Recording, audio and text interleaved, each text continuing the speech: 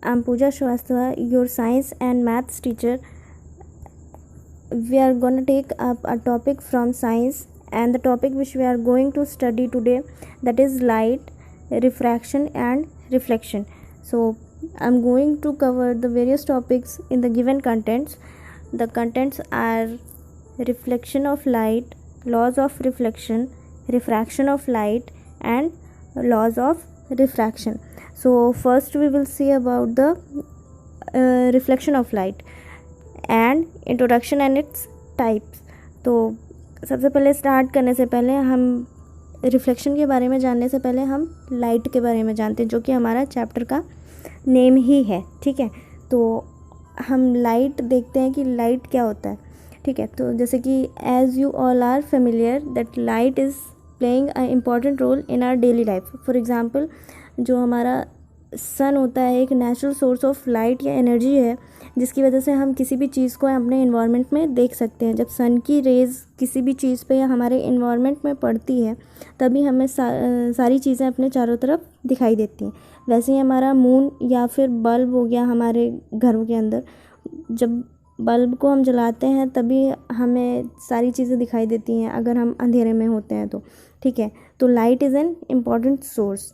अब अगर हम इसकी डेफिनेशन देखें तो ये क्या हो जाएगा, it is a form of energy that enable us to see around us. मतलब कि लाइट एक ऐसा सोर्स ऑफ एनर्जी होता है जिसकी वजह से हम अपने चारों तरफ किसी भी चीज़ को देख सकते हैं. ठीक है, अब जो इसकी प्रॉपर डेफिनेशन होगी, हमारी साइंटिफिक डेफिनेशन, वो क्या होगी, it is the electromagnetic wave which do not require any material medium. ठीक है, मतलब कि लाइट जो होता है एक ऐसी इलेक्ट्रोमैग्नेटिक वेव है. इलेक्ट्रोमैग्नेटिक वेव का मीन्स होता है हमारा कि जो कोई भी वेव होती है, मतलब कि किसी भी मीडियम में ट्रेवल कर सकती है. जैसे कि हमारा क्या हो गया, मीडियम हमारा एयर, वाटर, कुछ भी हो सकता है. ठीक है, तो इसमें जो ये ट्रेवल करती है इसको हम क्या कहते हैं, इलेक्ट्रोमैग्नेटिक वेव.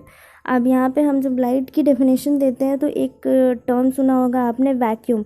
तो वैक्यूम वो होता है जहाँ पे हमारा ज़रा सी भी एयर प्रेजेंट नहीं होती है. तो अब लाइट एक इलेक्ट्रोमैग्नेटिक वेव है, जब ये किसी भी मीडियम में ट्रेवल कर सकती है तो ऑब्वियस सी बात है कि वो वैक्यूम में भी ट्रेवल कर सकती है. ठीक है, अब यहाँ पे लाइट के बारे में हमने जान लिया. अब हम देखते हैं रिफ्लेक्शन. अब रिफ्लेक्शन क्या होता है, किसी जनरल टर्म्स में अगर आप देखो तो रिफ्लेक्ट करना. रिफ्लेक्ट का मीन्स आप जानते हो कि किसी भी चीज़ को एक तरीके से बाउंस बैक करना. ठीक है, मतलब कि हाँ बाउंस बैक करना. ठीक, अब यहाँ पे हम इसका डेफिनेशन देखते हो तो ये हो जाएगा, the phenomena due to which a beam of light traveling through a certain medium striking on a surface bounces back in the same medium. Means कि आप ऐसे देखो कि ये हमारा एक सरफेस दिया है. ठीक है, कोई भी सरफेस दिया है, जब हम इस पर एक रे ऑफ लाइट इस पर स्ट्राइक कर रही है. ठीक है, स्ट्राइक करने के बाद ये क्या हो रही है, इसी मीडियम में वापस बाउंस बैक हो जा रही है. तो bouncing back off the light is also known as reflection. ठीक है, तो रिफ्लेक्शन की डेफिनेशन क्या होगी हमारी, कि जब कोई एक मीडियम दिया हुआ होगा तो उस पर अगर हम कोई भी रे को क्या करेंगे, स्ट्राइक कराएंगे, तो वो क्या होगी, उसी मीडियम में वापस लौट जाएगी, मीन्स कि बाउंस बैक हो जाएगी. तो वही हमारा क्या हो गया, रिफ्लेक्शन. जब रिफ्लेक्शन होता है तो इसमें बहुत सारी चीज़ें आकर होती हैं, बहुत सारा फिनोमेना आकर होता है, तो उसको हम आगे देखेंगे. तो सबसे पहले हम यहाँ पे देखते हैं कि ये जो हमारा रिफ्लेक्शन है, रिफ्लेक्शन के दो टाइप्स होते हैं. पहला होता है रेगुलर रिफ्लेक्शन, दूसरा होता है इर्रेगुलर रिफ्लेक्शन. ठीक है, तो रेगुलर रिफ्लेक्शन जो होता है इसमें होता है हमारा कि when a parallel beam of light strikes on a smooth polished surface. तो यहाँ पे आप देख रहे हो कि ये जो सरफेस आपको दिख रहा है तो इसमें क्या है, ये एक स्मूथ सरफेस है. ठीक है, जिसपे कि ये सारी रे ऑफ लाइट क्या हो रही है, स्ट्राइक कर रही हो और उसी मीडियम में बाउंस बैक हो जा रही. ठीक, तो ये हमारा क्या हो गया, रेगुलर रिफ्लेक्शन. रेगुलर रिफ्लेक्शन को हम स्पेकुलर रिफ्लेक्शन भी बोलते हैं. और इर्रेगुलर में आप देख रहे हो कि इसका सरफेस कैसा है, स्मूथ नहीं है, रफ सरफेस है. रफ सरफेस से जब रिफ्लेक्शन होता है तो वो हमारा डिफ्यूज्ड रिफ्लेक्शन भी कहलाता है या तो इर्रेगुलर रिफ्लेक्शन. ठीक है, अब उसके बाद हम जो टॉपिक देखेंगे वो है हमारा लॉज ऑफ रिफ्लेक्शन। तो लॉज ऑफ रिफ्लेक्शन जब हम देखेंगे तो आप देखो यहाँ पे ये जो डायग्राम है, आप इस डायग्राम से बहुत ज़्यादा फेमिलियर हो और इसके बारे में आपने पढ़ा भी है। तो इसमें हम देखते हैं, पहले तो देख लेते हैं कैरेक्टरिस्टिक्स ऑफ लाइट। लाइट की जो कैरेक्टरिस्टिक होती है वो हमारा क्या होता है, स्पीड ऑफ लाइट का फॉर्मूला होता है c=λ/μ। ये लैम्डा हमारा क्या हो जाता है, वेवलेंथ, और म्यू इज़ द फ्रीक्वेंसी। ठीक है, आपने ये साउंड चैप्टर में भी पढ़ा है। और जो हमारा स्पीड ऑफ लाइट होती है वो अप्रॉक्सीमेटली क्या होती है, 3 × 10⁸ मीटर पर सेकेंड। ठीक, ये हमारा क्या है, स्पीड ऑफ लाइट। फिर उसके बाद आता है reflection of light by other media. Means कि अभी तो आपने रिफ्लेक्शन ऑफ लाइट देखा कि एक पॉलिश्ड सरफेस से देखा, ठीक है, वो हमारा क्या हो गया, रिफ्लेक्शन ऑफ लाइट। तो अभी आप यहाँ पे देखो हमारा जो रिफ्लेक्शन होता है, अब उसमें लॉज क्या क्या होते हैं। या हमारे पास एक प्लेन मिरर दिखाई दे रहा है, जब हम इस पर क्या कर रहे हैं, एक इंसिडेंट रे फॉल करा रहे हैं या स्ट्राइक करा रहे हैं, तो ये क्या हो रही है, उसी मीडियम से बाउंस बैक हो जा रही है। तो जो रे इंसिडेंट हो रही है उसको हम इंसिडेंट रे कहते हैं, और जो रिफ्लेक्ट हो रही है उसको रिफ्लेक्टेड रे बोलते हैं। और ये जो बीच में हमारा ये परपेंडिकुलर दिख रहा है इसको हम नॉर्मल बोलते हैं। ठीक है, और ये जो नॉर्मल और इंसिडेंट रे के बीच में ये जो एंगल दिखाई दे रहा है इसे हम एंगल ऑफ इंसिडेंस, और यहाँ पे नॉर्मल और रिफ्लेक्टेड रे के बीच में जो एंगल है उसे एंगल ऑफ रिफ्लेक्शन कहते हैं। ठीक है, तो यहाँ पे रिलेटेड टर्म्स जो है हमारा फर्स्ट है रेक्टिलिनियर प्रोपगेशन ऑफ लाइट। तो रेक्टिलिनियर प्रोपगेशन, आप ये नीचे की तरफ देखो तो ये है, आपको ये डायग्राम दिख रहा होगा, यहाँ पे एक कैंडल रखी है और यहाँ पे 3 मिरर्स रखे हैं, और यहाँ पे एक आदमी है, ठीक है, वो यहाँ से अपने विजुअल डिस्प्ले से उस कैंडल की लाइट को देख रहा है। तो ये क्या कर रहा है, जब इसको देख रहा है तो आप देखो कि एक स्ट्रेट लाइन में ये देख रहा है, स्ट्रेट पाथ पे। तो यही हमारा क्या होता है, लाइट जब एक स्ट्रेट मीडियम में या स्ट्रेट रे के फॉर्म में जब ट्रेवल करती है तो वो हमारा होता है रेक्टिलिनियर प्रोपगेशन ऑफ लाइट। अभी इंसिडेंट रे, रिफ्लेक्टेड रे और पॉइंट ऑफ इंसिडेंट आप देखो कहाँ पे है, ये जहाँ पे इंसिडेंट रे, रिफ्लेक्टेड रे और नॉर्मल तीनों एक ही प्लेन पे जब होते हैं और जिस पॉइंट पे मीट करते हैं तो वो हमारा क्या होता है, पॉइंट ऑफ इंसिडेंस। ठीक है, यहाँ पे क्या हो गया आपका, आपने देखा इंसिडेंट रे देखा, रिफ्लेक्टेड रे देखा, एंगल ऑफ इंसिडेंस देखा, एंगल ऑफ रिफ्लेक्शन देखा, नॉर्मल देखा, प्लेन मिरर देखा और पॉइंट ऑफ इंसिडेंस भी आपको क्लियर हो गया। ठीक है, तो अब हम नेक्स्ट टॉपिक पे मूव करते हैं। तो हमारा नेक्स्ट टॉपिक है यहाँ पे plane mirror and its image formation. तो यहाँ पे जो हमारा प्लेन मिरर होता है वो एक प्लेन मिरर जो होता है फ्लैट और पॉलिश्ड सरफेस होता है। ठीक है, ये हमारा एक फ्लैट ऐसा होता है और ये पॉलिश्ड होता है। ये जो प्लेन मिरर होता है इसको हम जनरली ऐसे डिनोट करते हैं। ठीक है, एक स्ट्रेट लाइन से, और ये एक स्मूथ सरफेस हो गया इस साइड, और दूसरी साइड हम क्या करते हैं, ऑब्लिक लाइन से इस पे पॉलिश्ड सरफेस हम इसको डिनोट करते हैं। ठीक, यही हमारा क्या हो जाता है, प्लेन मिरर। ठीक, और जो हमारा इमेज होता है, इमेजेस जो फॉर्म होती हैं उसमें हमारी 2 तरह की इमेजेस फॉर्म होती हैं। एक होता है रियल इमेज और दूसरी होती है वर्चुअल इमेज। ठीक है, तो जो रियल इमेज होती है हमारी, जैसे आप देखते हो कि जब आप डायग्राम ड्रॉ करते हो तो आप ऑब्जेक्ट के लिए ये वाला साइन यूज़ करते हो। तो जब ये ऑब्जेक्ट आपका क्या हो जाए, इन्वर्टेड हो जाए, तो यही हमारी क्या होती है, रियल इमेज होती है। आप हमेशा ये ध्यान रखना कि जब भी आपका ऑब्जेक्ट अगर सीधा रखा हुआ है तो आपकी इमेज अगर आपको इन्वर्टेड मिल रही है तो मीन्स कि ऑलवेज़ क्या होगी, रियल इमेज होगी। और जो वर्चुअल इमेज होती है हमारी, वो क्या होती है, अगर आपका ऑब्जेक्ट सीधा रखा हुआ है तो आपका जो इमेज होगा वो भी क्या होगा, ऑब्जेक्ट के जैसा ही होगा, और ये हमेशा क्या होती है, इरेक्ट होती है। वर्चुअल इमेज हमेशा इरेक्ट होती है और एज ऑब्जेक्ट ही उसका इमेज फॉर्म होता है। ठीक है, लेकिन जो रियल इमेज होती है वो हमारी क्या होती है, वर्चुअल होती है और ऑलवेज इन्वर्टेड होती है। ठीक है, तो ये क्लियर हो गया आपका। और उसके बाद आप देखो यहाँ पे है हमारा topic image formation by a plane mirror. Plane mirror से हम इमेज को कैसे फॉर्म करते हैं। तो यहाँ पे आप डायग्राम देख रहे हो कि एक स्मूथ स्लाइड की तरह एक प्लेन मिरर रखा है, ठीक है।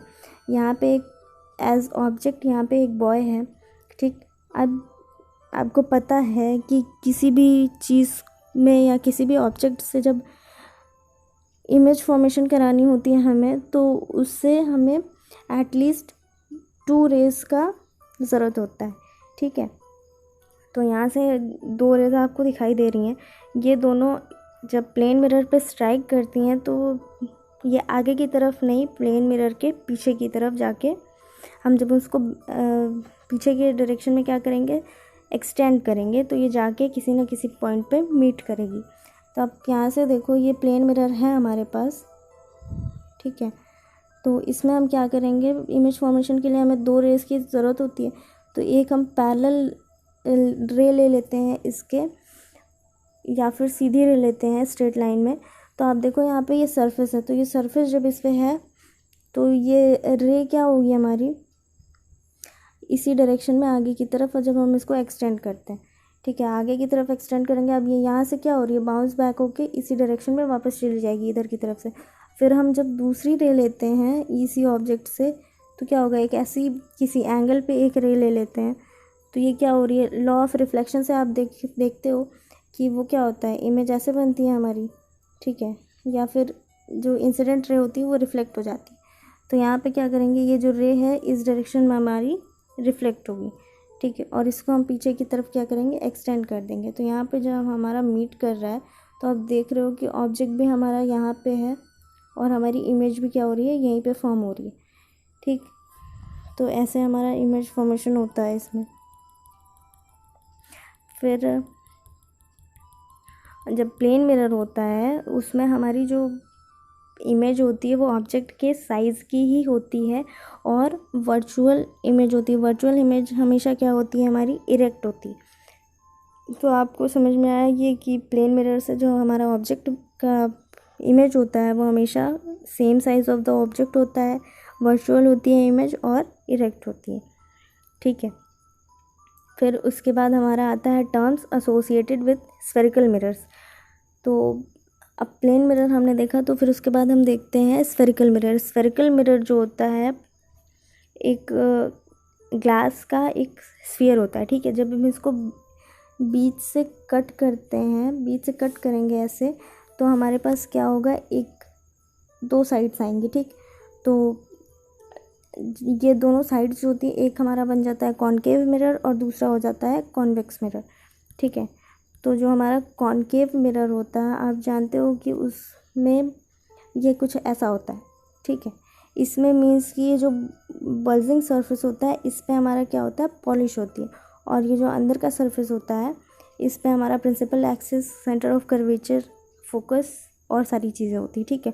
और इसका जो रिफ्लेक्शन होता है हमारा इनसाइड द सरफेस होता है, ठीक है। ये जो हमारा, ये देखिए अंदर की तरफ ये सारे रिफ्लेक्शन होंगे हमारे, ठीक। और जो हमारा कॉन्वेक्स मिरर होता है वो ऐसा होता है, जो इसका डिप्रेस्ड सरफेस होता है इस पे हम क्या करते हैं, पॉलिश करते हैं, ठीक है।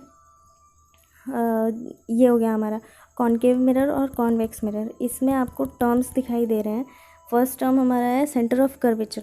अब आप यहाँ पे पहले तो ये वाला बड़ा वाला सर्कल देखो, तो इसमें क्या है, यहाँ पे सी, ये हॉलो स्फीयर है, तो इसमें आपका ये जो सी दिया है सेंटर पे है एकदम से, तो इसीलिए इसको क्या बोलते हो आप, सेंटर ऑफ कर्वेचर। तो जब हम इसको कट करते हैं बीच से, तो आप देखो यहाँ पे कोई भी एक मिरर ले लेते हैं हम, तो इसमें क्या होता है, ये हमारा होता है प्रिंसिपल एक्सिस, इसको पी से डिनोट करते हैं। यहाँ पे हमारा क्या हो जाता है, सेंटर ऑफ कर्वेचर, ठीक है। ये हमारा क्या हो गया, सेंटर ऑफ कर्वेचर। अब यहाँ पे हम देखते हैं, फिर यहाँ पे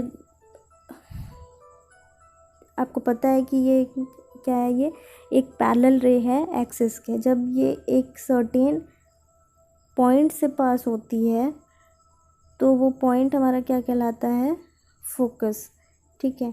तो फोकस जो हमारा होता है वो हमेशा पी और एफ के बीच में होता है।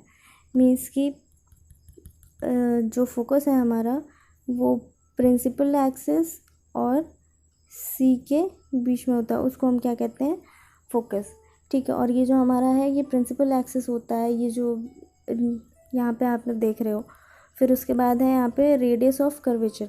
तो यहाँ पे ये जो सी है आपका, सी और ये पी के बीच में जो डिस्टेंस होता है वही हमारा क्या होता है, रेडियस ऑफ कर्वेचर। इसको हम कैपिटल आर से डिनोट करते हैं। ठीक है, उसके बाद आता है हमारा अपर्चर। अपर्चर अब जब ये हमारा ये होता है, यहाँ पे आप देख रहे हो ये एक्स वाला टर्म और वाई वाला टर्म, ये जो एक्स वाई है यहाँ पे, ये इस पे एक्स वाई, यही हमारा क्या है, अपर्चर। अपर्चर जो होता है इसी से हमारा रिफ्लेक्शन आकर होता है, इसी पे। ठीक है, अब हम नेक्स्ट टॉपिक पे देखते हैं। फिर आता है हमारा रूल्स फॉर रे ऑपरेशन। रे ऑपरेशन के लिए हमारे क्या क्या रूल्स होते हैं हम उसको देखेंगे। तो जनरली हमारे पास रे ऑपरेशन के लिए 3 रूल्स ही होते हैं। ठीक है, बस जो ये जो चौथी कंडीशन है, फोर्थ कंडीशन, हम इसको बहुत ही रेयर केस में यूज़ करते हैं। ठीक है, जनरली हमारे पास 3 कंडीशंस ही होती हैं। तो फर्स्ट कंडीशन आप यहाँ पे देख रहे हो, चाहे तो आप कॉनकेव मिरर के लिए देखो या तो कॉन्वेक्स मिरर के लिए, दोनों के लिए कंडीशन हमारी सेम होती है। तो यहाँ पे आप देख रहे हो कि जब हम फर्स्ट वाला यहाँ पे लिखा है, if a ray parallel to the mirror surface it goes from focus seems to go from the focus. मतलब कि अगर कोई भी रे अगर प्रिंसिपल एक्सिस के पैरेलल है तो वो कहाँ से पास होगी, हमेशा फोकस से। ठीक है, अगर पैरेलल है तो वो फोकस से जाएगी।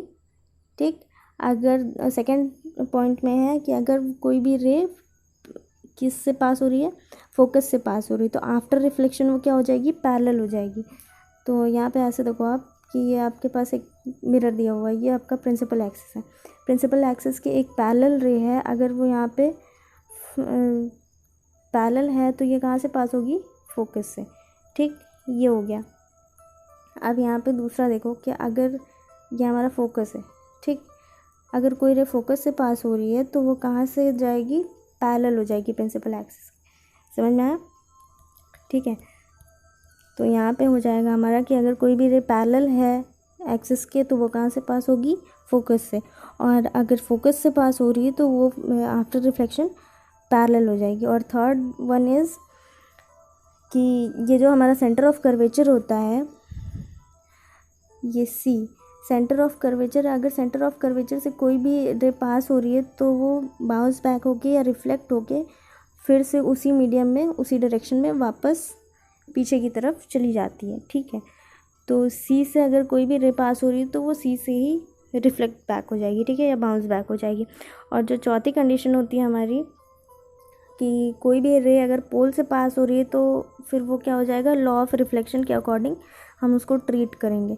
जैसे कि हमारा दिया है पोल, ठीक है, अगर हम इसको यहाँ से पोल से पास हो रही है कोई भी रे, तो यहाँ पे पोल से पास होने के बाद ये क्या हो जाएगी, रिफ्लेक्शन के लॉ के अकॉर्डिंग ये इस डायरेक्शन में बाउंस बैक हो जाएगी। अब लॉ ऑफ रिफ्लेक्शन यही था कि इंसिडेंट रे है, ये बाउंस बैक होकर सरफेस से दूसरे डायरेक्शन में चली जाती है। और ये जो एरोज़ हैं, ये एरो बहुत ही इम्पॉर्टेंट है। ठीक है, तो जिस डायरेक्शन से रे आ रही है तो उस डायरेक्शन में आप उसका एरो बनाओगे, और जिस डायरेक्शन में रिफ्लेक्ट हो रही है तो उसका एरो आप सही डायरेक्शन में बनाना है। ठीक है, फिर हम यहाँ पे देखते हैं नेक्स्ट टॉपिक। तो हमारा है यहाँ पे image formation bye concave mirrors. तो कॉनकेव मिरर जो है, सब इसको देखने से पहले हम ये यहाँ पे देखते हैं कि कैरेक्टरिस्टिक्स में ही हम देखते हैं सबसे पहले कि यहाँ पे हमारे पास 6 कंडीशंस होती हैं। ठीक, तो फर्स्ट कंडीशन है हमारा कि जब ऑब्जेक्ट हमारा इन्फिनिटी पे होता है या इनफाइनाइट पे होता है तो हमारा जो इमेज का पोजीशन होता है वो कहाँ होता है, एट फोकस। तो ये जो कंडीशन है हमारी, ये आपको लर्न करने की ज़रूरत है। ठीक है, और इसको मैंने बताया है बहुत अच्छे से, इसको मैंने क्लियर भी किया है सारी चीज़ें। तो यहाँ पे है कि जब कोई भी ऑब्जेक्ट अगर इनफाइनाइट पे होता है तो वो फोकस पे उसका इमेज फॉर्म होता है। ठीक है, और अगर कोई भी ऑब्जेक्ट हमारा बियॉन्ड द सी है, मतलब कि सी के पीछे रखा है सेंटर ऑफ कर्वेचर के, तो कहाँ से, एफ और सी के बीच में से पास होता है। तो पहले हम यहाँ फर्स्ट कंडीशन देखते हैं तो फर्स्ट कंडीशन में आप देखो ये वाली कंडीशन, यहाँ पे हमारा क्या है, एक कॉनकेव मिरर दिया हुआ है। तो कॉनकेव मिरर में यहाँ पे हमारा है principal axis, focus, centre of curvature.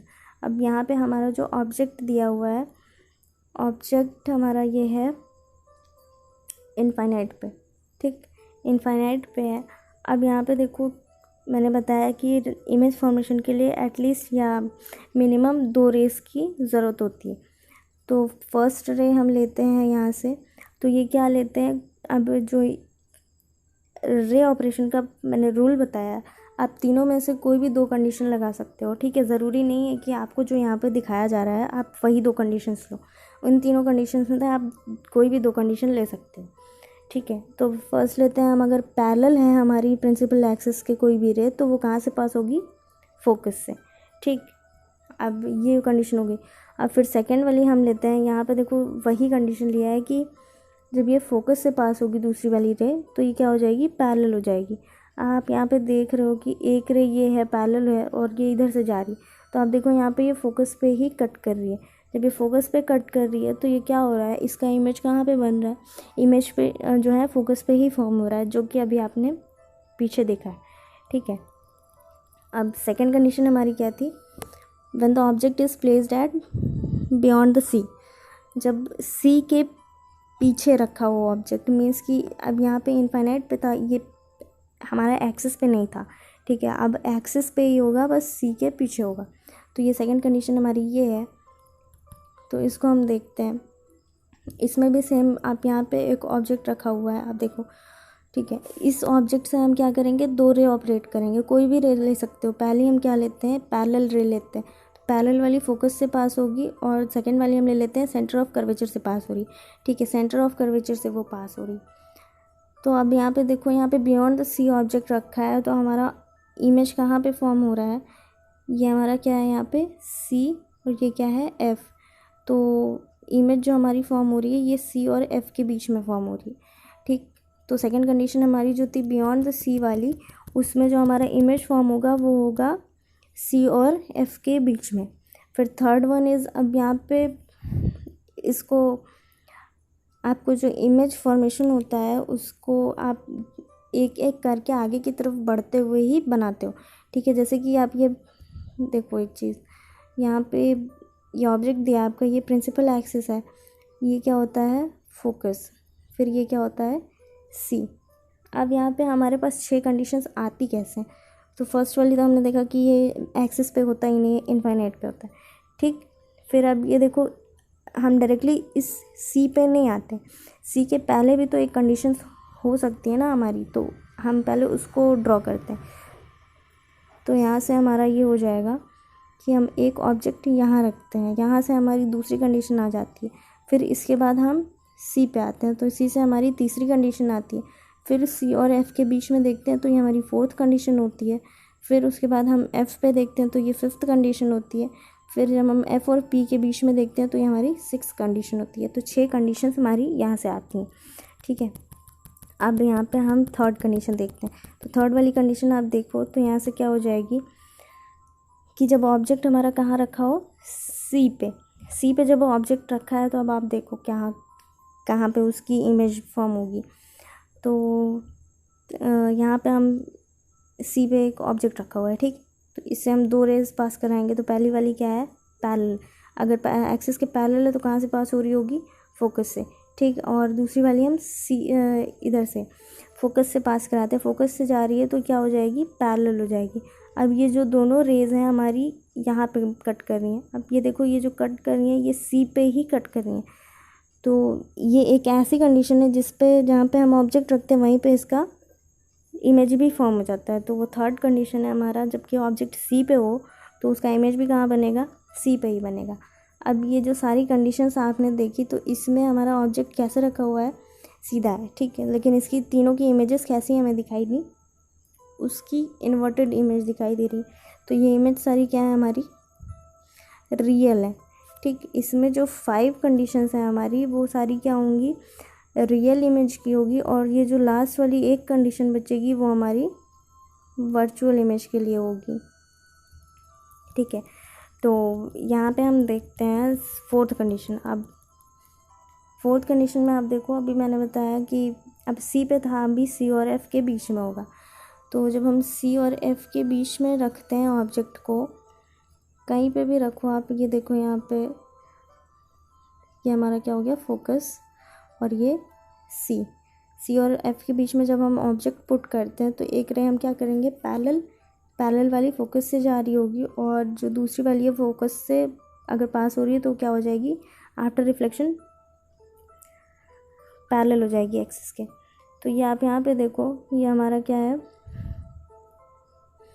ये हमारा जो इमेज फॉर्म होगा वो हमारा कहाँ फॉर्म होगा, सी के पीछे। अगर हम सी और एफ के बीच में रखते हैं किसी भी ऑब्जेक्ट को तो उसका जो इमेज फॉर्मेशन होगा वो हमारा होगा सी के पीछे, मीन्स कि बियॉन्ड द सी। ठीक, फोर्थ कंडीशन ये हो गई। और फिर फिफ्थ कंडीशन जो हमारी है कि when the object is at focus पे अगर हम किसी ऑब्जेक्ट को पुट करते हैं तो उसका जो इमेज होगा वो कहाँ पे फॉर्म होगा। तो जैसे कि सारी कंडीशंस थी वैसे ही ये भी होगी। तो यहाँ पे जब हम फोकस पे हम इमेज फॉर्म करेंगे तो उसका जो डायग्राम आएगा या इमेज आएगी वो हमारा इनफाइनाइट पे होगी। ठीक, अब यहाँ पे आप देखो कि जो ये आपने पांचों कंडीशंस देखी हैं उसमें आपको कोई रिलेशन दिखाई दे रहा है, मीन्स कि जैसे यहाँ से देखिए, यहाँ पे है कि ये जो इनफाइनाइट पे है इसका हमें इमेज कहाँ फॉर्म हो रहा है, फोकस पे। ठीक, यही कंडीशन अगर हम यहाँ पे देखें कि उल्टी हो गई, जस्ट ऑपोजिट हो गई, तो फोकस पे कोई भी ऑब्जेक्ट रखा है तो उसका इमेज कहाँ फॉर्म हो जा रहा है, इनफाइनाइट पे, मीन्स कि जस्ट ऑपोजिट है। अगर इनफाइनाइट पे है तो उसका डायग्राम हमें या इमेज हमें फोकस पे मिलेगा, और अगर फोकस पे रखी है कोई भी चीज़ तो उसका इमेज इनफाइनाइट पे मिलेगा। ठीक है, ये देखिए जस्ट ऑपोजिट होता है। तो इस तरह से आप इसको लर्न कर सकते हो। अगर बियॉन्ड द सी है तो इसका इमेज हमें मिलेगा बिटवीन एफ एंड सी। ठीक, अभी यही कंडीशन यहाँ पे हमारी जस्ट इन्वर्ट हो गई, तो ये क्या हो जाएगा, अगर इमेज ऑब्जेक्ट की पोजीशन हमारी सी और एफ के बीच में है तो हमारा इमेज कहाँ बनेगा, beyond the C, just opposite condition इसकी। ठीक, तो यहाँ पे हमारा ये हो जाएगा इमेज फॉर्मेशन। फिर उसके बाद हम देखते हैं एट सी, तो सी पे है तो सी पे ही बनेगा उसको इमेज। ठीक है, तो ये 5 कंडीशंस हमने देखी कि जब हमारा इनफाइनाइट पे होगा तो फोकस पे बनेगा। जस्ट इसका ऑपोजिट कंडीशन अगर हम देखना है तो वो क्या हो जाएगा, अगर फोकस पे रखा है तो वो इनफाइनाइट पे बन जाएगा। 2 कंडीशंस हमारे पास ऐसे आ गई। अब ये जो थर्ड कंडीशन है वो क्या हो जाएगी, बियॉन्ड द सी। अगर सी पे के पीछे रखी है ऑब्जेक्ट तो बिटवीन सी एंड एफ बनेगा हमारा इमेज। अगर हम इसी को इन्वर्ट कर दें कंडीशन को या ऑपोजिट कर दें तो क्या हो जाएगा, अगर हम ऑब्जेक्ट को एफ और सी के बीच में रख दें तो उसका इमेज बनेगा बियॉन्ड द सी, ये वाला। तो 4 कंडीशन हो गई हमारे पास। फिफ्थ कंडीशन हमारी एट सी, अगर ऑब्जेक्ट है तो इमेज में हमारी कहाँ बनेगी, सी पे ही बनेगी। 5 कंडीशंस हमें ये मिल गई। और जो लास्ट कंडीशन है उसको हम यहाँ से देखते हैं, इस वाले से। तो इसका जो डायग्राम आता है हमारा या इमेज फॉर्मेशन होता है वो हमारा होता है ये वाली जो 6 कंडीशन होती है, मैंने बताया अभी कि ये वर्चुअल इमेज मिलती है हमें। मीन्स कि अगर हमारा ऑब्जेक्ट सीधा रखा हुआ है तो इसकी इमेज भी कैसी होगी, ऐसी ही आएगी। तो ये क्या हो गई, वर्चुअल इमेज हमें यहाँ पे मिलेगी। तो यहाँ पे हम देखते हैं कि एफ और पी के बीच में रखा हो हमारा ऑब्जेक्ट। ठीक, ये हमारा क्या है, प्रिंसिपल एक्सिस, ये फोकस और ये सी। आप इसको नीचे कंडीशन जो दी है इसे यहाँ से भी देख सकते हो। तो अगर हमारा एफ और बी के बीच में ऑब्जेक्ट रखा है, मीन्स कि यहाँ रखा है, तो अब आप देखो यहाँ पे इससे एक पैरेलल रे जब ऑपरेट करोगे तो पैरेलल है तो ऑब्वियस सी बात है कि वो कहाँ से पास होगी, फोकस से। ठीक, अब दूसरी वाली हम देखते हैं कि फोकस से हम ले सकते हैं या तो हम सी से ही लेते हैं उसको, तो सी से पास हो रही है। ठीक, अब यहाँ पे हमारी इस तरफ, तो ये आगे की तरफ अगर हम इसको एक्सटेंड भी करते हैं तो ये इधर की तरफ मीट नहीं होगी, तो ऑब्वियस सी बात है कि हमारा यहाँ डायग्राम नहीं बनेगा, इमेज नहीं फॉर्म होगा इधर। तो हम क्या करेंगे, इसको पीछे की डायरेक्शन में एक्सटेंड करेंगे, ये वाली रे और इसको भी। जब इन दोनों को एक्सटेंड करते हैं आप, तो आप देखो यहाँ पे एक पॉइंट पे ये क्या हो रही होंगी, मिल रही होंगी। तो जहाँ पे मीट कर रही होंगी वहीं पे हमारा क्या हो रहा होगा, इमेज फॉर्म हो रहा होगा। ठीक, तो यही हमारा क्या हो गया, सिक्स्थ कंडीशन। जब हमारा ऑब्जेक्ट एफ और पी के बीच में होता है तो हमारी जो इमेज फॉर्म होती है वो कहाँ होती है, बिहाइंड द मिरर, मीन्स कि मिरर के पीछे। अब यहाँ पे देखो size of image and nature of image दिया है। तो अभी मैंने बताया कि जो ऊपर की 5 कंडीशंस होती हैं वो सारी क्या होती हैं, रियल इमेजेस होती हैं। रियल इमेजेस के साथ साथ ये क्या होती हैं, इन्वर्टेड होती हैं, मीन्स कि उल्टी बनती हैं, उल्टे तरफ बनती हैं। ठीक है, ये बताया। तो आपको नेचर ऑफ इमेज में कोई प्रॉब्लम नहीं होगी। और जो 6th कंडीशन है उसमें क्या होता है, ये वर्चुअल होती है और इरेक्ट होती है। सीधे सीधे आप इसको लर्न कर लो, बस इसमें और कुछ नहीं करना है। और यहाँ पे जो साइज़ ऑफ इमेज है आप वो अपने आप देख के बता सकते हो। तो यहाँ पे जो फर्स्ट वाला था, इनफाइनाइट से फोकस पे बन रही थी, तो हाईली डिमिनिश्ड होती है वो। ठीक है, और यहाँ पे 6th कंडीशन जो दी हुई है इसमें जो एनलार्ज्ड दिया हुआ है 6th कंडीशन में, तो मीन्स कि ये जो ऑब्जेक्ट से बहुत ज़्यादा बड़ी इमेज बनती है हमारी। ठीक है, और 5th कंडीशन में भी यही दिया है, हाईली एनलार्ज्ड। अगर कोई भी ऑब्जेक्ट फोकस पे रखा हुआ है तो उसकी इमेज कहाँ बनेगी, इन्फिनिटी पे बनेगी। इन्फिनिटी पे बनेगी तो वो बहुत ज़्यादा क्या होगी, हाईली एनलार्ज्ड होगी। ठीक है, बड़े के साथ साथ वो क्या होगी, वो हमें मतलब हम उतना क्लियरली उस चीज़ को नहीं देख सकते हैं। फिर उसके बाद हम देखते हैं यहाँ पे साइन कन्वेंशन एंड फॉर्मूला। तो ये जो हमारी इमेजेस थी, अब इसमें हमारा साइन कन्वेंशन कैसे होता है, हम साइन कैसे ऑपरेट करते हैं, कैसे लगाते हैं, ये साइन की ज़रूरत हमें जब हम न्यूमेरिकल सॉल्व करते हैं तब हमें पड़ती है। ठीक है, तो यहाँ से एक रिलेशन होता है। सबसे पहले तो हम रिलेशन देखते हैं फोकल लेंथ और रेडियस ऑफ कर्वेचर में। रेडियस ऑफ कर्वेचर मैंने बताया था कि कैपिटल आर से उसको डिनोट करते हैं और फोकल लेंथ को स्मॉल एफ से। ठीक है, तो इसमें हमारा एक फॉर्मूला होता है F=R/2 और R=2F। ये रिलेशन होता है हमारा फोकल लेंथ और रेडियस ऑफ कर्वेचर में। ठीक है, तो इससे हमारे न्यूमेरिकल्स आते हैं सॉल्व करने के लिए। फिर उसके बाद है हमारा साइन कन्वेंशन है for reflection by spherical mirrors. तो जो साइन कन्वेंशन है ये बहुत ज़्यादा इम्पॉर्टेंट है, इसके बिना आप न्यूमेरिकल नहीं सॉल्व कर सकते हो। ठीक है, तो इसमें देखो अभी तक आपने जो इमेज फॉर्म की उसमें ऑब्जेक्ट आप कौन सी डायरेक्शन में रख रहे थे, हमेशा लेफ़्ट साइड रख रहे थे। तो साइन कन्वेंशन में सबसे ज़रूरी बात ये है कि हम जो इमेज फॉर्म करने के लिए ऑब्जेक्ट पुट करते हैं वो हमेशा लेफ़्ट साइड ही होना चाहिए।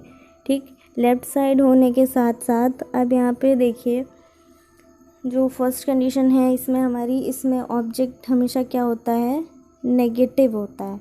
ऑब्जेक्ट हमेशा नेगेटिव होता है फॉर कॉनकेव मिरर।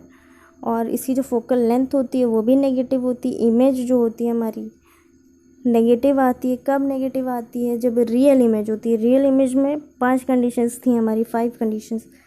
तो उन 5 कंडीशंस के लिए जो हमारा इमेज होगा वो नेगेटिव होगा। जो लास्ट कंडीशन थी 6th वाली, वही हमारी क्या होगी, केवल पॉजिटिव होगी। तो इसको हम ऐसे देखते हैं कि ये हमारा एक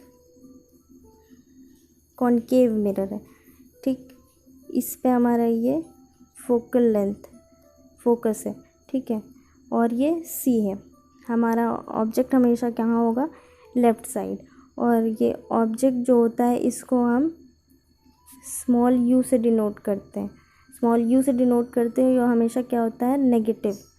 ठीक, और ये जो हमारा सेंटर ऑफ कर्वेचर है इसका जो रेडियस होगा वो भी नेगेटिव होता है। और ये जो फोकस होता है ये भी नेगेटिव होता है। और जो इमेज हमारा फॉर्म होगा इसमें, जैसे कि इमेज हमारी क्या होती, 5 कंडीशन में इन्वर्टेड होती, मीन्स कि उल्टी डायरेक्शन में बनती है। तो हमेशा इमेज हमारी क्या होगी, उन 5 कंडीशंस के लिए नेगेटिव होगी। जो 6th कंडीशन होगी वो हमारी वही क्या होगी, केवल पॉजिटिव होगी, लास्ट वन, ठीक है। लास्ट वन कंडीशन जो होगी हमारी, वही हमारी केवल पॉजिटिव कंडीशन होगी, वरना सारी क्या होंगी, नेगेटिव इमेजेस आएंगी हमारी, ठीक है। कॉनकेव मिरर के लिए सारी चीज़ें नेगेटिव होती हैं, ये सीधे सीधे आप याद रखो। उसके बाद हमारा आता है कॉन्वेक्स मिरर। कॉन्वेक्स मिरर हमारा क्या होता है, ऐसा होता है ना। तो यहाँ पे आप देखिए, यहाँ क्या हो जाएगा, एफ और ये सी, ऐसा, ठीक। तो अभी मैंने बताया कि इमेज फॉर्मेशन के लिए ऑब्जेक्ट हमेशा कहाँ होना चाहिए, ऑलवेज लेफ़्ट साइड। तो इसमें भी क्या होगा, लेफ़्ट साइड ही हम ऑब्जेक्ट को पुट करेंगे। ऑब्जेक्ट हमेशा लेफ़्ट साइड पुट होता है, और ऑब्जेक्ट हमेशा, चाहे वो कॉनकेव मिरर हो या कॉन्वेक्स मिरर, हमेशा नेगेटिव होता है, ठीक है, नेगेटिव साइन के साथ होता है। अब ये जो कॉन्वेक्स मिरर होता है, इसमें आपका ऑब्जेक्ट को छोड़ के और जो सारी चीज़ें होती हैं, सारी की सारी क्या होती हैं, पॉजिटिव होती हैं। साइन कन्वेंशन में केवल कॉन्वेक्स मिरर में यू नेगेटिव होता है और सारी चीज़ें क्या होती हैं, पॉजिटिव होती हैं, ठीक है। और वैसे ही कॉनकेव में क्या था कि उसमें सारी चीज़ें नेगेटिव थी, बस 6th कंडीशन में इमेज क्या हो जाती थी, पॉजिटिव, ठीक। उसके बाद आता है हमारा मिरर फार्मूला। मिरर फार्मूला जो हमारा होता है, ये हमारा यहाँ पे गिवन है, ठीक है। ये होता है हमारा 1/u + 1/v = 1/f। तो यहाँ पे u जो है डिस्टेंस ऑफ द ऑब्जेक्ट, फिर v है हमारा इमेज डिस्टेंस, फिर जो ये स्मॉल f है, ये हमारा है फोकल लेंथ। तो हमारा जो फार्मूला ये दिया हुआ है, ये हमारा मिरर फार्मूला है। तो ये हम कॉनकेव और कॉन्वेक्स दोनों के लिए यूज़ करते हैं, ठीक है। इसी फॉर्मूले से हम न्यूमेरिकल्स सॉल्व करेंगे। फिर उसके बाद आता है लीनियर मैग्नीफिकेशन। लीनियर मैग्नीफिकेशन में मीन्स होता है हमारा कि ये एक रेशियो होता है इमेज के साइज़ का और ऑब्जेक्ट के साइज़ का, ठीक है। मैग्नीफिकेशन में आप देखो, जैसे मैग्नीफाइंग ग्लास होता है, तो उससे आप क्या करते हो, उसका एक तरीके से उसका मैग्नीफिकेशन करते हो कि मतलब वो ऑब्जेक्ट कितना बड़ा दिखाई दे रहा है हमें और कितना छोटा, वो बिना मैग्नीफिकेशन के हम उसको देख सकते हैं। तो यहाँ पे मैग्नीफिकेशन से हम ये करते हैं कि मिरर से कितनी छोटी कितना छोटा इमेज फॉर्म हो रहा है या फिर कितनी बड़ी इमेज फॉर्म हो रही है इन कंपैरिजन टू ऑब्जेक्ट, हम उसको क्लैरिफाई करते हैं या तो उसको कंसिडर करते हैं, ठीक है। तो उसके लिए हम क्या निकालते हैं, इन दोनों का रेशियो निकालने के लिए क्या होता है यहाँ पे, size of image upon size of object, ठीक है, यही इसका फॉर्मूला होता है। और जो मैग्नीफिकेशन है, लीनियर मैग्नीफिकेशन, इसको हम m से डिनोट करते हैं, स्मॉल m से, ठीक। तो यहाँ पे फिर से यहाँ पे कंडीशन एक आती है कि वर्चुअल इमेज के लिए ये पॉजिटिव नेगेटिव कैसा होता है, वर्चुअल के लिए और रियल के लिए। तो जो रियल इमेजेस होती हैं उसके लिए सारी ही कंडीशंस हमारी नेगेटिव थी, तो ये भी हमारा क्या होगा, नेगेटिव ही होगा इसके लिए। और फिर उसके बाद हमारा आता है पॉजिटिव किसके लिए होगा, वर्चुअल इमेजेस के लिए, ठीक है। तो इसके बाद हम देखते हैं, अब हमारा ये टॉपिक कंप्लीट होता है यहाँ पे। अब हम यहाँ पे देखेंगे रिफ्रैक्शन ऑफ लाइट। ये जो सारी कंडीशंस थी पिछली वाली, ये सारा क्या था हमारा, रिफ्लेक्शन ऑफ लाइट। अब हम यहाँ पे देखेंगे refraction of light. Refraction of light भी सिमिलर टर्म्स की तरह थोड़ा बहुत वैसे ही है, बट यहाँ वहाँ पे क्या था, हम मिरर में देखते थे, अब यहाँ पे हमें लेंसेज में कंसीडर करना है कि रिफ्रैक्शन कैसे होता है, ठीक है। इसका भी हम इंट्रोडक्शन और उसके सिंपल इफ़ेक्ट्स पहले देखेंगे। तो हम जब मूव करते हैं नेक्स्ट टॉपिक पे, तो यहाँ पे हमें ऑब्जेक्टिव्स देखने हैं इसके कि क्या क्या चीज़ें हमें पढ़नी है, ठीक है। यहाँ पे हमें जो कंसीडर करना है वो है पहला तो रिफ्रैक्शन ऑफ लाइट, फिर उसके एग्जांपल्स कुछ, फिर उसके बाद आता है टर्म्स रिलेटेड टू रिफ्रैक्शन, जैसे कि हमारा वहाँ पे angle of incidence, angle of reflection था, वैसे ही हमारा यहाँ पे भी जो टर्म्स रिलेटेड है उसको भी देखना है, ठीक है। और यहाँ पे जो रिफ्लेक्शन था उसके लिए हमें क्या था, मीडियम की ज़रूरत नहीं थी, एक मीडियम से हमारा काम चल जाता था। बट यहाँ पे ये जो रिफ्रैक्शन होता है, रिफ्रैक्शन में हमें मीडियम्स की ज़रूरत पड़ती है। मीडियम यहाँ पे नेसेसरी होता है, मस्ट होता है। तो यहाँ पे हमें मीडियम के बारे में भी जानना है। तो यहाँ मीडियम जो होता है हमारा 2 टाइप का होता है, एक होता है रेयरर मीडियम और दूसरा होता है डेंसर मीडियम। अभी आप आगे देखोगे इसको, ठीक। फिर उसके बाद सिंपल इफेक्ट्स ऑफ रिफ्रैक्शन, फिर laws of refraction of light, then refractive index. अभी यहाँ पे आप देखो कि एक डायग्राम आपको दिख रहा होगा, डायग्राम। तो अभी मैंने बोला कि जो रिफ्रैक्शन है ये बिल्कुल अलग ही होता है उससे, रिफ्लेक्शन से। तो यहाँ पे हम देखेंगे कि इसमें हमें मीडियम्स की ज़रूरत होती है। अभी मैंने एक नाम बताया, rarer medium and denser medium, तो इसको मैं आगे डिस्कस करूँगी। तो अभी आप यहाँ पे देखो कि यहाँ पे एक ऊपर की तरफ एक मीडियम फर्स्ट आपको दिखाई दे रहा है, ये क्या हो गया आपका सेकंड मीडियम। तो रिफ्लेक्शन में क्या था कि हमारी लाइट जो होती थी उसी डायरेक्शन से मतलब कि उसी मीडियम से उसी मीडियम में रिफ्लेक्ट हो जाती थी। लेकिन यहाँ पे क्या होता है कि कोई भी इंसिडेंट रे होती है, एक मीडियम से ट्रेवल करके दूसरे मीडियम में जब चली जाती है या दूसरे मीडियम से पास होने लगती है, तो वही हमारा क्या हो जाता है, रिफ्रैक्शन हो जाता है। आप यहाँ से देख ही रहे हो कि ये क्या हो रही है, इस डायरेक्शन में ना जा कर के क्या हो रही है, नीचे की तरफ ट्रेवल कर रही है दूसरी डायरेक्शन में, दूसरे मीडियम से। तो ये हमारा क्या है, रिफ्रैक्शन। और जैसे कि उसमें हमारा एंगल आई और एंगल आर फॉर्म होता था, वैसे ही हमारा इसमें क्या फॉर्म हो रहा है, angle I and angle R. यहाँ पे एंगल आई क्या है, एंगल ऑफ इंसिडेंस, और ये क्या हो गया, एंगल ऑफ रिफ्रैक्शन, ठीक है। तो यहाँ पे हम इसको देखते हैं, रिफ्रैक्शन ऑफ लाइट। तो रिफ्रैक्शन ऑफ लाइट का यहाँ पे जो डेफिनेशन दिया है वो हो जाएगा, refraction of light is defined as the phenomena of bending of light as it travels from one transparent medium to another. तो यहाँ पे ये आप देखो, एक एग्जांपल के लिए यहाँ पे एक इमेज है जिसमें कि एक ग्लास है, ठीक है, ग्लास के अंदर वाटर है। तो जो ग्लास है, अब ग्लास के ऊपर आप देखो कोई भी कुछ भी नहीं है, ठीक है।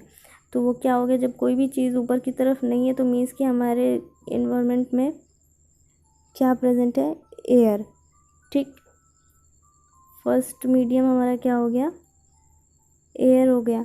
अब सेकंड मीडियम ग्लास के अंदर आप देखो क्या है, वाटर। तो दूसरा मीडियम हमारा क्या हो गया, वाटर, ठीक।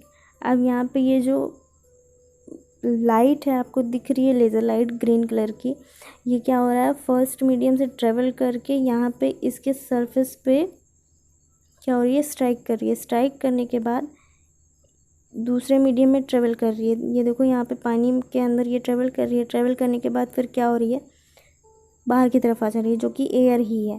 तो आप यहाँ पे देखो कि एयर से वो किस में जा रही है, वाटर में जा रही है, ठीक। तो यहाँ पे ये क्या हो गया हमारा, एक मीडियम से दूसरे मीडियम में जब ट्रेवल करती है तो वही हमारा रिफ्रैक्शन ऑफ लाइट होता है। यहाँ से आप ये देख रहे हो, ये हमारा पहला मीडियम हो गया और ये हमारा दूसरा मीडियम हो गया, ठीक। फॉर एग्ज़ाम्पल जैसे कि आप ये वाला एग्ज़ाम्पल देख सकते हो, या फिर दूसरा एग्ज़ाम्पल आप देखो, तो जब पानी के ग्लास में आप अगर स्पून उसके अंदर डिप कर देते हो तो क्या होता है कि वो स्पून हमें नीचे की सरफेस से क्या होता है, जहाँ से पानी का लेवल ख़त्म होता है वहाँ पे आप देखते हो कि वहाँ से वो स्पून आपको टूटा हुआ लगता है, ठीक है। जबकि वो ऐसा होता नहीं है, वो इस वजह से होता है कि लाइट हमारी क्या कर रही है, एक मीडियम से दूसरे मीडियम में ट्रेवल कर रही है, तो उसका जो पाथ होता है वो डिस्ट्रैक्ट हो जाता है। मीन्स कि वो सीधे सीधे डायरेक्शन में जब मूव करते हुए जब उसके पाथ में चेंजेस होते हैं तो वही हमारा क्या हो जाता है, रिफ्रैक्शन। जैसे कि दूसरा आप एग्ज़ाम्पल देखो कि अगर आप एक लेमन को ग्लास के अंदर डिप कर दो जिसमें पानी भरा हो, तो वो लेमन क्या होता है, आपको अपने ओरिजिनल साइज़ से बहुत बड़ा दिखाई देता है। तो वो भी क्या होता है, हमारा रिफ्रैक्शन का ही एग्ज़ाम्पल होता है, ठीक है। अब यहाँ पे देखो मैंने बताया था कि फर्स्ट मीडियम क्या है हमारा, एयर, और सेकंड मीडियम क्या है, वाटर। तो ये यहाँ पे मीडियम जो होता है, मीडियम क्या है हमारा, जिसके थ्रू हम कोई भी काम करते हैं, ठीक है, जिसकी वजह से हम किसी भी काम को कर सकते हैं। तो यहाँ पे लाइट के लिए क्या हो जाएगा, medium through which light can travel. तो यहाँ लाइट तो हमारी क्या करती है, ट्रेवल करती है। तो इसके लिए हम अगर मीडियम की डेफिनेशन दें तो क्या हो जाएगा, a medium through which light can travel is known as optical medium. Optical medium जो ये हम लाइट, हमारे चैप्टर का नाम है, इस लाइट को हम ऑप्टिक्स भी बोलते हैं, ठीक है। तो यहाँ पे हमारा क्या हो जाएगा, ऑप्टिकल मीडियम इसको बोलेंगे। अब ये जो मीडियम्स होते हैं ये दो टाइप के होते हैं, एक होता है रेयरर मीडियम और दूसरा होता है डेंसर मीडियम। रेयरर मीडियम जो होता है वो लाइटर मीडियम होता है, मतलब हल्का मीडियम होता है, ठीक है। और जो डेंसर मीडियम होता है वो होता है हैवियर मीडियम। तो हैवियर का मीन्स होता है भारी या गाढ़ा मीडियम, ठीक है। तो ऊपर आप देखो एयर क्या होती है, एयर जो होती है वाटर से हल्की होती है, हल्का होता है ना, तो इसीलिए उसको हम क्या बोलेंगे, रेयर एंड मीडियम। और पानी हमारा क्या हो जाएगा इन कंपैरिजन टू एयर, वो क्या हो जाएगा, डेंसर मीडियम, मीन्स की हेवियर मीडियम, ठीक है। अब उसके बाद हम देखते हैं लॉज ऑफ रिफ्रैक्शन।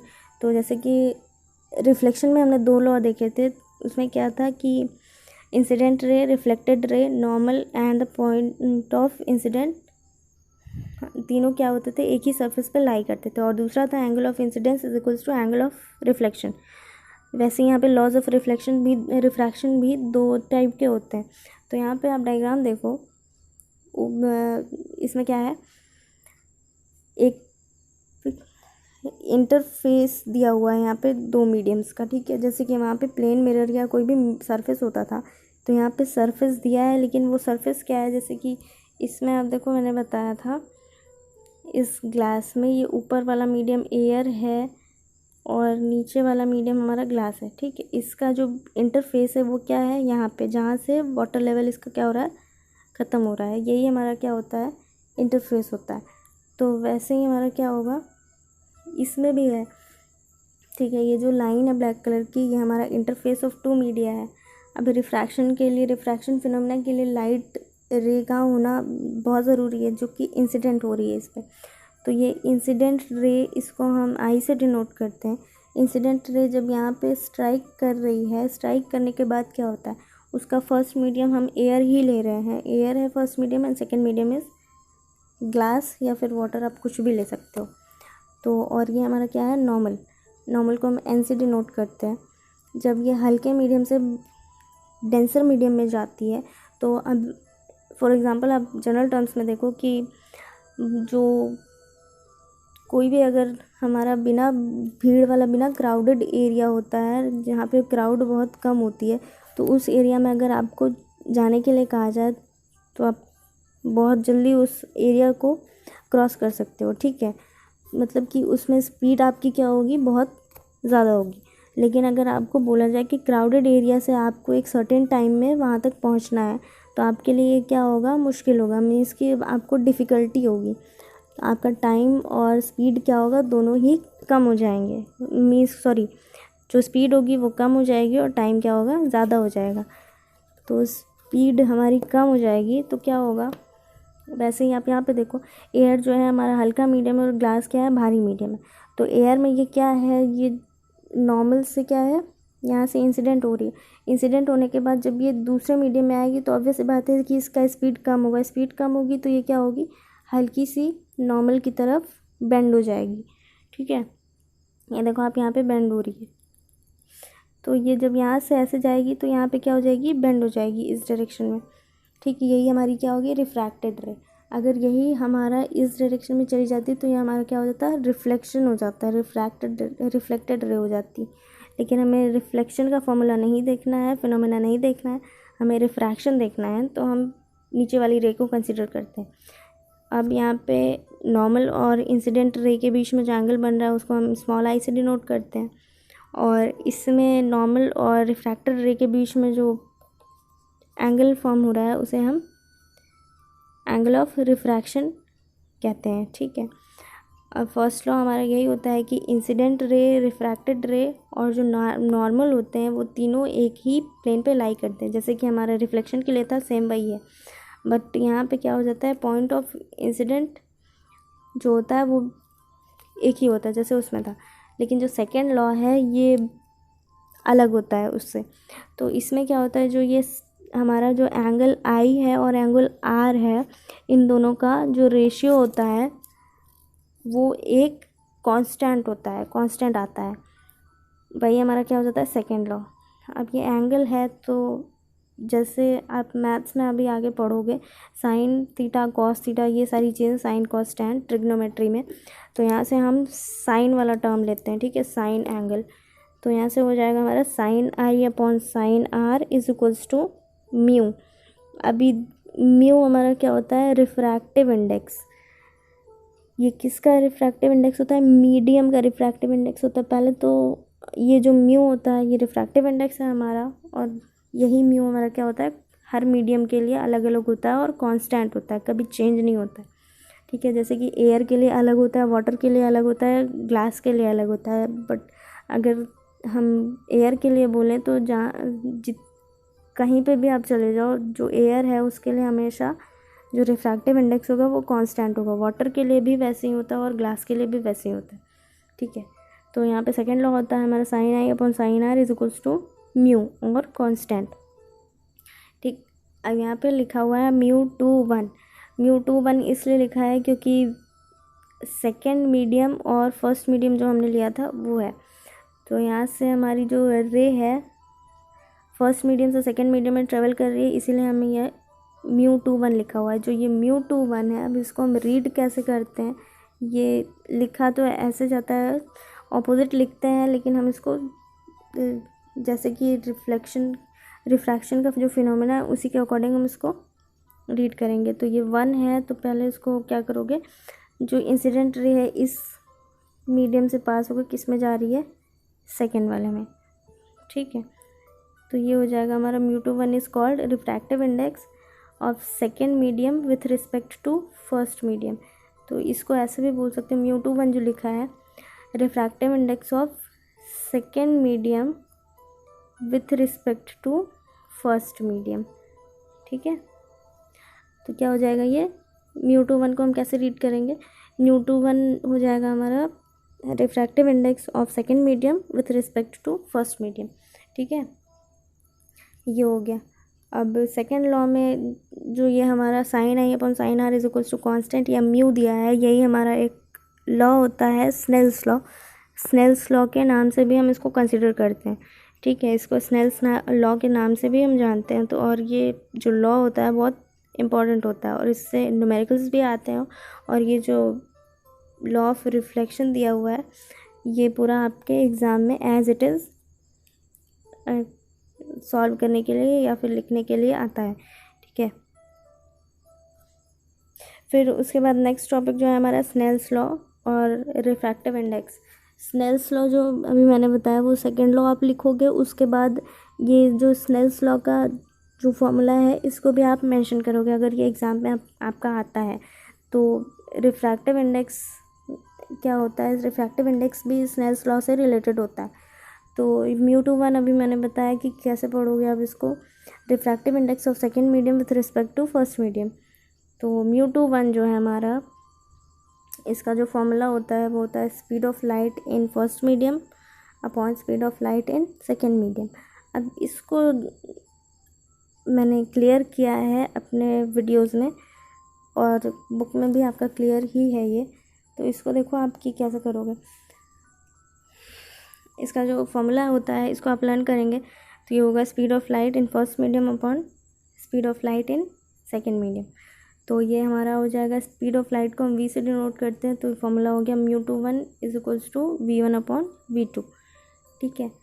और जब हम इसको और सॉल्व करते हैं तो हमारा फॉर्मूला आता है mu two one is equals to mu two upon mu one.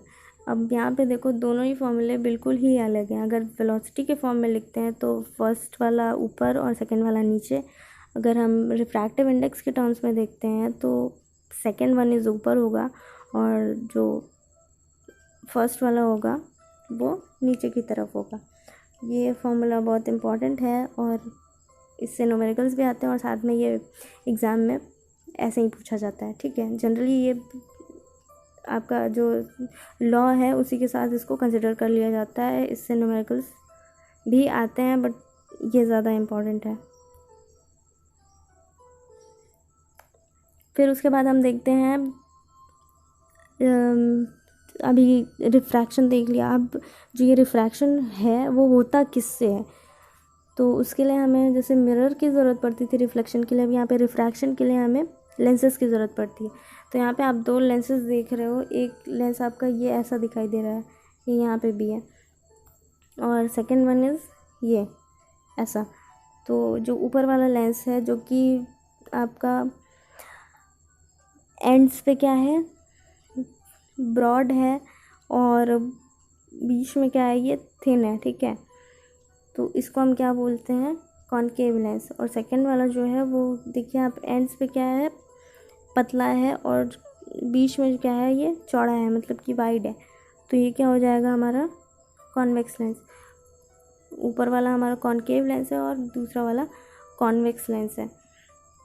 तो इसमें आप देखिए कि इस कॉनकेव लेंस में ये जो लाइट्स हमारी कॉनकेव लेंस पे पड़ रही है, तो ये लेंस इस लाइट को क्या कर रहा है,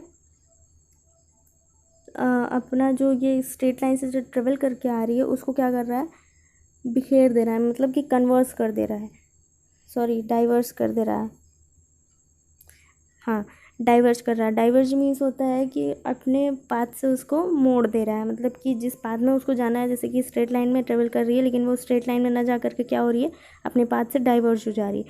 तो कॉनकेव लेंस क्या करता है, रेस को डाइवर्ज कर देता है, मतलब कि फैला देता है दूसरे डायरेक्शन में। तो इसीलिए कॉनकेव लेंस को हम क्या बोलते हैं, डाइवर्जिंग लेंस भी बोलते हैं, ठीक है। वैसे ही कॉन्वेक्स लेंस है हमारा। कॉन्वेक्स लेंस क्या कर रहा है, देखिए यहाँ से पैरेलल डायरेक्शन में रेज आ रही है लेकिन वो उसको क्या कर रहा है, कंबाइंड कर दे रहा है, ठीक है, पूरी रेस को। तो ये क्या कर रहा है, इनको कन्वर्स कर रहा है, मतलब सिकोड़ दे रहा है सारी रे को, एक डायरेक्शन में एक जगह पे मिला दे रहा है। तो वो क्या हो जाएगा हमारा, कन्वर्स कर रहा है। तो इसको हम क्या बोलेंगे, कन्वर्जिंग लेंस। कॉनकेव लेंस हमारा होता है डाइवर्जिंग लेंस, और ये हमारा क्या होता है, कन्वर्जिंग लेंस, ठीक है। तो यहाँ से अब ये देखिए, इस डायग्राम से भी आप देख सकते हो क्लियरली, आपको इसी से दिखाई दे रहा है कि ये पैरेलल रेज जो हैं जब ट्रेवल कर रही हैं तो ये क्या कर रहा है, इसको अपने पाथ से डाइवर्ज कर दे रहा है, और यहाँ पे पैरेलल रेज को ये इकट्ठा कर रहा है एक पॉइंट पे, ठीक है। तो ये हो गया।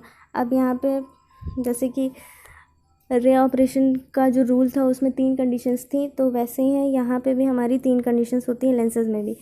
तो पहली क्या थी, पैरेलल कंडीशन थी, उसमें पैरेलल थी तो वो कहाँ से पास हो रही थी, फोकस से। वैसे ही हमारा सेम लेंस में भी होता है, चाहे वो कॉनकेव लेंस हो या कॉन्वेक्स लेंस हो। अच्छा ठीक है, अब यहाँ पे जो टर्म्स रिलेटेड थे वहाँ पे हमारे, उसमें क्या था, आपने देखा था कि सेंटर ऑफ कर्वेचर था, ठीक है। यहाँ पे भी सेंटर ऑफ कर्वेचर है।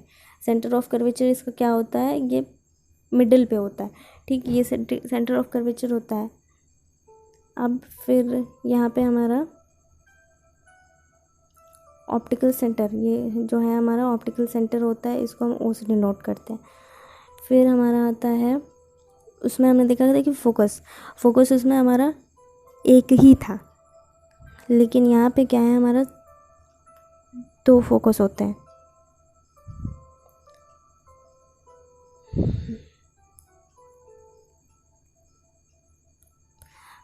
ठीक है। तो यहाँ पे हमारे 2 फोकस होते हैं, एक होता है F1 और दूसरा वाला होता है F2, ठीक।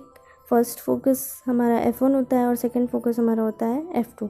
तो इसमें आप देखिए कि जो रे है पैरेलल है तो वो कहाँ से पास होगी, फोकस से। लेकिन यहाँ पे ये क्या होता है, कॉनकेव लेंस में ये फोकस से जो ये है, तो इसमें आप देख रहे हो कि क्या करता है, डाइवर्ज करता है, मतलब दूसरी डायरेक्शन में इसको डाइवर्ट कर देता है। तो जब दूसरी डायरेक्शन में डाइवर्ट करता है तो हम क्या करते हैं, इसको आगे की तरफ एक्सटेंड करते हैं। एक्सटेंड करेंगे तो कहाँ से पास होगी, ये फोकस से ही पास होगी। तो फर्स्ट कंडीशन हमारी ये हो गई। फिर सेकंड कंडीशन ये होगी हमारी, ये जो ऑप्टिकल सेंटर है, अगर इस ऑप्टिकल सेंटर से कोई रे पास हो रही है तो वो रिफ्रैक्ट होके फिर से उसी डायरेक्शन में वापस चली जाएगी, ठीक। सेकंड कंडीशन ये हो गई हमारी। थर्ड कंडीशन है हमारी, जैसे कि पैरेलल थी तो वो फोकस से पास हो रही थी, अब फोकस से पास होगी तो वो कहाँ से क्या हो जाएगी, पैरेलल हो जाएगी, ठीक है, ऐसे इसी डायरेक्शन में। ये वाली जो कंडीशन है हमारी, ये हमारी पैरेलल के लिए ही है। और फिर कॉन्वेक्स लेंस के लिए भी हम देखेंगे कि इसमें भी 2 फोकस होते हैं। अच्छा ये चीज़ देखना आप कि कॉन्वेक्स लेंस के लिए क्या होता है, F1 इधर होता है, F2 इधर होता है, और कॉन्वेक्स के लिए जस्ट ऑपोजिट हो जाता है, F1 हमारा लेफ़्ट साइड और F2 राइट साइड हो जाता है। और कंडीशंस वही है हमारी कि पैरेलल है तो फोकस से पास होगी, ऑप्टिकल सेंटर से जा रही है तो ऑप्टिकल सेंटर से, और फोकस से जा रही है तो पैरेलल हो जाएगी। ठीक है, फिर हमारा आता है image formation through convex lenses. तो इसमें हमारी जो कंडीशंस हैं वो इमेज फॉर्मेशन के लिए 6 कंडीशंस हैं कॉन्वेक्स लेंस से, और ये 5th एंड 6th कंडीशन ये है इधर की तरफ। और रिफ्रैक्शन थ्रू कॉन्केव लेंसेज में हमारी केवल 2 कंडीशंस जो हैं ये इम्पॉर्टेंट कंडीशंस हैं, मोस्टली यही पूछी जाती हैं, तो आपको केवल यही स्टडी करना है इसमें। ठीक है, फिर उसके बाद आता है हमारा lens formula, linear magnification and power of a lens. ठीक है, तो पहले हम सबसे पहले देखते हैं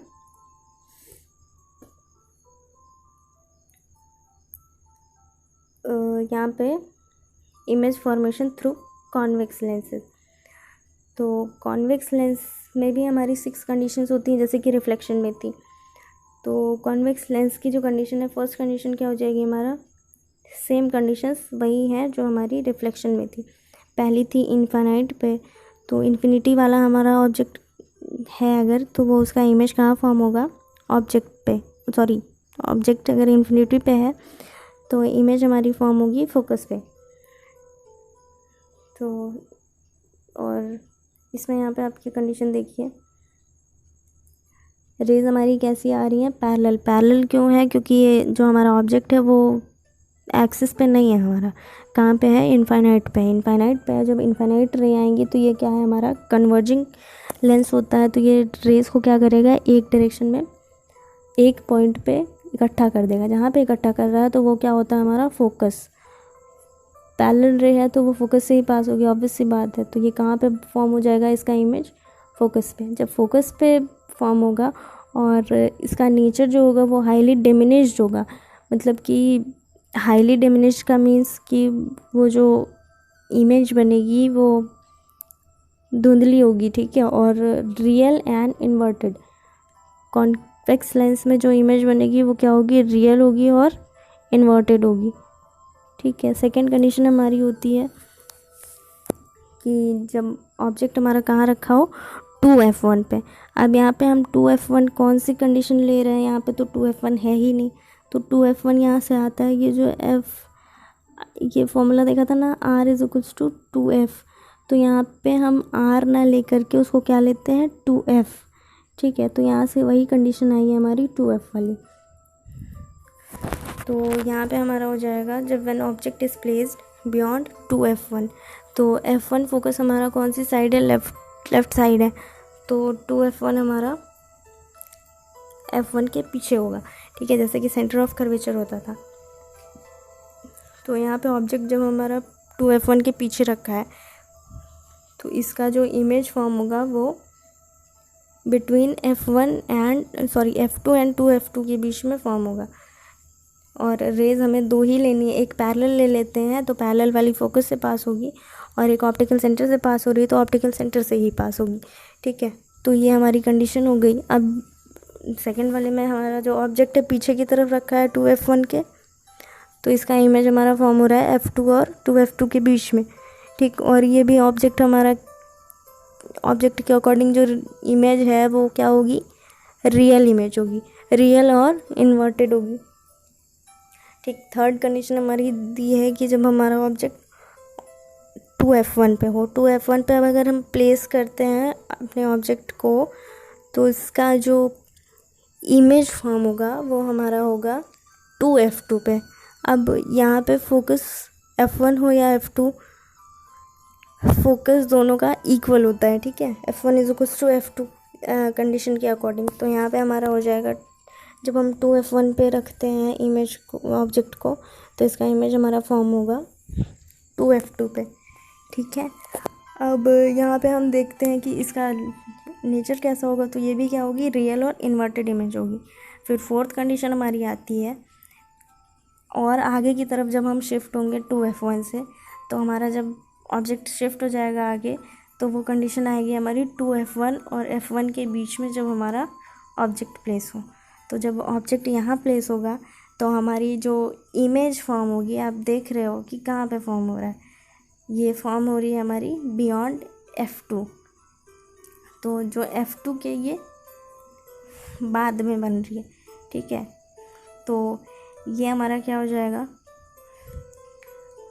बियॉन्ड 2F2, ठीक है। ये देखो यहाँ पे आप देख रहे हैं कि जो ये इमेज है हमारी बियॉन्ड 2F2 पे फॉर्म हो रही है। तो ये भी कैसी है, हमारा ऑब्जेक्ट के अकॉर्डिंग ये इन्वर्टेड इमेज है और रियल इमेज है, ठीक।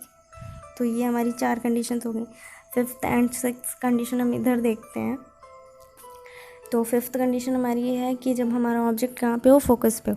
तो ऑब्वियस सी बात है कि जब हमारा ऑब्जेक्ट फोकस पे रखा हुआ होगा तो उसका इमेज हमारा कहाँ फॉर्म होगा, इनफाइनाइट पे। और आप ये देख रहे हो कि इस कंडीशन में देखो, जो कि अब हम F1 पे जब हम रखेंगे तो क्या होगा, पैरेलल रे है वो फोकस से पास होगी, फिर ऑप्टिकल सेंटर वाली ऑप्टिकल सेंटर से ही पास होगी, ठीक। तो यहाँ पे क्या होगा, जब हम इसको आगे की तरफ कितना भी एक्सटेंड करेंगे तो वो कहीं पे मीट नहीं करेगी। जब कहीं पे नहीं मिलेगी तो मीन्स कि वो उसका इमेज कहाँ फॉर्म होगा, इनफाइनाइट पे, ठीक है। फिर 6th कंडीशन है हमारा कि जब हमारा ऑब्जेक्ट कहाँ हो, ऑप्टिकल सेंटर और फोकस के बीच में रखा हो।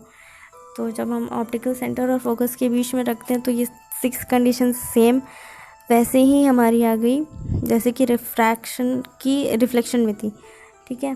तो रिफ्लेक्शन की तरह ही कंडीशन आई हमारी। तो जब इसमें फोकस और ऑप्टिकल सेंटर के बीच में रखते हो आप अपने ऑब्जेक्ट को, तो यहाँ पे आप जब इमेज फॉर्मेशन के लिए जब रे ऑपरेट करेंगे आप, तो यहाँ पे जो आपका इमेज फॉर्म होगा वो कहाँ होगा, on the same side of the object. मतलब कि आप देख रहे हो कि ऑब्जेक्ट के पीछे ही इमेज फॉर्म हो रही है। इमेज जब ऑब्जेक्ट के पीछे ही फॉर्म हो रही है और ऑब्जेक्ट से बड़ी बन रही है और क्या है, ये वर्चुअल है, मतलब कि ऑब्जेक्ट के जैसी ही है, ठीक है। तो वर्चुअल इमेज है ये, और वर्चुअल इमेज हमेशा क्या होती है, पॉजिटिव होती है। फिर ये तो हमारी कंडीशन हो गई कॉन्वेक्स लेंस के लिए। अब हमारा कॉन्केव लेंसेज के लिए जब हम देखेंगे तो इसमें 2 कंडीशन ही इंपॉर्टेंट है। तो फर्स्ट कंडीशन है हमारी कि जब हम ऑब्जेक्ट को कहाँ प्लेस करते हैं, इनफाइनाइट पे प्लेस करते हो। तो आपका ऑब्जेक्ट कहाँ इनफाइनाइट पे है, तो जो आपकी इमेज फॉर्म होगी वो कहाँ पे होगी, फोकस पे बनेगी, ठीक है। तो यहाँ पे हम देखते हैं कंडीशन ये वाली।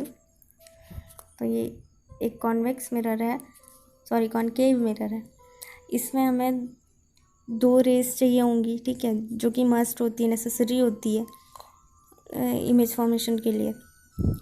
तो फर्स्ट रे हम जब लेते हैं प्रिंसिपल एक्सिस के पैरेलल, तो वो रे क्या होती है, फोकस से पास होगी, लेकिन हम डायरेक्टली उसको ऐसे नहीं कर देंगे, ये हमारा क्या हो जाएगा, डायग्राम गलत हो जाएगा, ठीक है। तो इसको हम क्या करेंगे, अभी पीछे आपने देखा था कि जो कॉन्वेक्स लेंस दिया था उससे जो इमेज फॉर्म हो रही थी वो क्या हो रही थी, डाइवर्ट हो रही थी ना अपने पाथ से, क्योंकि ये क्या होता है, डाइवर्जिंग लेंस होता है। तो वैसे ही हमारा इसमें भी होगा, यही कंडीशन हम इसमें भी अप्लाई करेंगे। तो ये क्या हो जाएगा, जब पैरेलल रे हम ऑपरेट कर रहे हैं तो वो क्या होगी, डाइवर्ज हो जाएगी दूसरे डायरेक्शन में। फिर हम उसको क्या करेंगे, बैकवर्ड डायरेक्शन में एक्सटेंड करेंगे, तो फिर वो फोकस से पास होगी, ठीक है। ये फोकस से पास हुई। अब उसके बाद जो हमारा दूसरी रे है हम उसको भी पैरेलल रे कंसिडर करते हैं, तो वो भी डाइवर्ज होगी दूसरे डायरेक्शन में। फिर उसको हम पीछे की तरफ एक्सटेंड करेंगे। जब पीछे की तरफ दोनों रेस को एक्सटेंड करेंगे तो वो पीछे बैकवर्ड डायरेक्शन में फोकस पे मीट होगी, फोकस पे मिलेगी। तो यहाँ पे हमारा इमेज कहाँ फॉर्म हो गया, फोकस पे। और ये इमेज कैसी होगी, हाईली डिमिनिश्ड होगी, ठीक है। फोकस पे बनने वाली इमेज हाईली डिमिनिश्ड होती है कोई भी कंडीशन में। फिर सेकंड वाली है when object is placed at any point. तो जब ऑब्जेक्ट हमारा किसी भी पॉइंट पे होता है तो उसका जो इमेज होगा वो कैसे फॉर्म होगा, किसी भी पॉइंट पे मीन्स कि हम कोई भी पॉइंट पे रख देते हैं। जैसे कि 2F2 और F1 के बीच में हम ऑब्जेक्ट पुट करते हैं तो उसकी इमेज कहाँ फॉर्म होगी, तो इसको देखते हैं। तो यहाँ हो जाएगा, इससे 2 रेस पास कराएंगे तो फर्स्ट वाली हम पैरेलल लेते हैं तो वो डाइवर्ज होगी। फिर उसके बाद हम उसको क्या करेंगे, बैकवर्ड डायरेक्शन में एक्सटेंड करेंगे। जब हम बैकवर्ड डायरेक्शन में एक्सटेंड करते हैं तो वो फोकस से पास होगी। फिर उसके बाद हम देखते हैं दूसरी वाली रे, तो दूसरी वाली रे हम क्या करते हैं, ऑप्टिकल सेंटर से पास हो रही है, ऑप्टिकल सेंटर से पास होगी तो वो ऑप्टिकल इसी डायरेक्शन में वापस बाहर की तरफ चली जाएगी। ठीक, अब ये दोनों रेज आपस में जहाँ पे कट कर रही हैं तो वहीं पे हमारा क्या होगा, इमेज फॉर्म होगी। तो ये हमारा एफ और ऑप्टिकल सेंटर के बीच में कट कर रही हैं तो यहीं पे हमारा क्या हो जाएगा, इमेज फॉर्म हो जाएगी। और जो इमेज फॉर्म हुई है वो हमारा as object, as like object है। ठीक है, तो ये क्या हो जाएगी, वर्चुअल इमेज हो जाएगी। वर्चुअल इमेज है और वर्चुअल इमेज हमेशा क्या होती है, इरेक्ट होती है। तो ये दो कंडीशन इसमें है इम्पॉर्टेंट। ठीक, कॉन्वेक्स लेंसेज में 6 कंडीशंस है और कॉन्केव लेंस की 2 कंडीशन है। और कॉन्वेक्स लेंस को हम कन्वर्जिंग मिरर बोलते हैं क्योंकि ये रेस को क्या करता है, एक पॉइंट पे इकट्ठा करता है। और कॉन्केव मिरर को हम डाइवर्जिंग मिरर बोलते हैं क्योंकि ये क्या होता है, रेस को अपने डायरेक्शन से डाइवर्ज कर देता है, मतलब कि अपने पाथ से डिस्ट्रैक्ट कर देता है। ठीक है, फिर उसके बाद आता है हमारा लेंस फार्मूला। तो लेंस फार्मूला में हमारा होता है जैसे कि हमारा इमेज फॉर्मेशन में मिरर फार्मूला था, वैसे ही हमारा लेंस फार्मूला भी होता है। तो लेंस फार्मूला ये होता है 1/v minus 1/u is equals to 1/f। तो यही हमारा क्या हो जाता है, लेंस फार्मूला। लेंस फार्मूला के बाद अब आता है हमारा लीनियर मैग्नीफिकेशन। जैसे कि हमारा मिरर में था linear magnification, as it is वही लीनियर मैग्नीफिकेशन हमारा यहाँ पे भी है, इसको भी हम m से ही डिनोट करते हैं। और ये लीनियर मैग्नीफिकेशन हमारा होता है size of the image upon size of the object. फिर आता है इसमें एक पावर ऑफ द लेंस। ठीक है, एक फॉर्मूला ये इसमें और है, तो ये होता है हमारा power of the lens. Power of the lens जो होता है ये हमारा क्या हो जाता है, फोकस जो होता है हमारा, उसकी जो डिस्टेंस होती है उसको बोलते हैं हम फोकल लेंथ। तो जो पावर ऑफ लेंस है ये फोकल लेंथ का रेसिप्रोकल होता है, मतलब कि फोकल लेंथ का ऑपोजिट होता है। तो इसका फॉर्मूला होता है P is equals to 1/f। और हमारा जो पावर है, पावर की यूनिट होती है डायोप्टर। ठीक है, डायोप्टर। ठीक, ये होता है डायोप्टर और इसको हम D से डिनोट करते हैं, कैपिटल D। जब हम फॉर्मूला लिखते हैं तो इसको लिखने के बाद जो यूनिट हम लगाते हैं उसको कैपिटल D से डिनोट करते हैं या फिर हम पूरा पूरा डायोप्टर लिखते हैं। ठीक है, फिर उसके बाद हम देखते हैं डिस्पर्जन। जो ये डिस्पर्जन आपका टॉपिक है, ये आप नेक्स्ट चैप्टर में और अच्छे से डिस्कस करोगे और स्टडी करोगे इसके बारे में, जो इसका नेक्स्ट पोर्शन है। तो डिस्पर्जन होता है हमारा splitting of white light into its constituent colours is called dispersion. Dispersion का सीधा सीधा एग्जांपल आप ये देखो, आपने रेनबो देखा होगा। ठीक है, तो रेनबो जो है आसमान में निकलता है बारिश होने के बाद। ठीक, तो रेनबो जो होता है हमारा, जो है वाइट लाइट होती है, वो आपको पता है कि ये 7 कलर्स से मिलके बनी हुई होती है। ठीक है, जो कंस्टिट्यूएंट कलर्स होते हैं वाइट लाइट के वो क्या होते हैं, 7 कलर्स। ठीक, जिनको हम विबग्योर बोलते हैं, विबग्योर।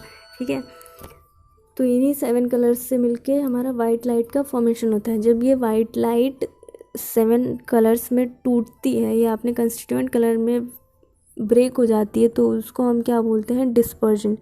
तो डिस्पर्जन क्या होता है, splitting of white light into its constituent colours.